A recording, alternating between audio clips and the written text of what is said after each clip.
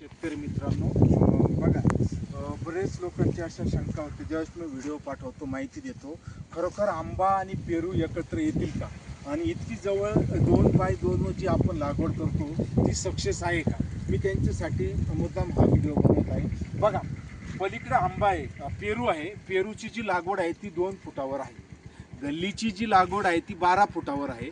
12x2 वर आंबा आणि 12x2 वर पेरू आहे. बघा, आता हा आंबा बघा, 3 फुटावरचा आंबा आहे, किती आंबे लागलेले आहे. आणि पलीकडे पेरू आहे, पेरू सुद्धा खूप किती लागले. बघा, इकडे जर विचार केला तर पेरूला इथं फम सुद्धा लावलेले आहे. म्हणजे आंबाही येतो. आणि सगळ्यात महत्त्वाचं, एकत्र केल्याने बघा किती काळोखीवर आहे. पेरू बी काळोखीवर आहेत आणि आंबाही काळोखीवर. सगळ्यात महत्त्वाची हे असताना छाटणी सुद्धा झालेली आहे.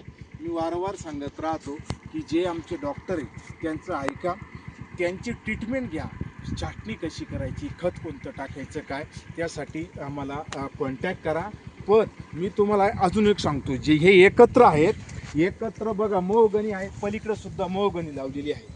पण ज्यावेळेस काही शेतकरी वेगळा प्रयोग करायला बघतात, म्हणजे आंबा स्पेशल आणि पेरू स्पेशल, तर नुकसान त्यांचंच होतं. इकडे असं बघा, इथं आंबा लावलेला आहे, पेरू एकत्र आहे. इकडे फक्त स्पेशल आंबा आहे. इथे एक गल्ली बघा, आंबा आणि पेरूची एक स्पेशल गल्ली. म्हणजे उत्पन्न बघा, तुम्हाला खर्च फक्त पेरूवर करायचा, आंबा तुम्हाला बोनस आहे. तसं स्पेशल आंबा लावलेला आहे. परंतु याची फळ लागवड क्षमता आणि एकत्रित फळ लागवड क्षमता बदल आहे. म्हणून मिश्र शेती करा, एकत्रित करा. इथं फक्त आंब्याचं उत्पन्न निघणार आहे.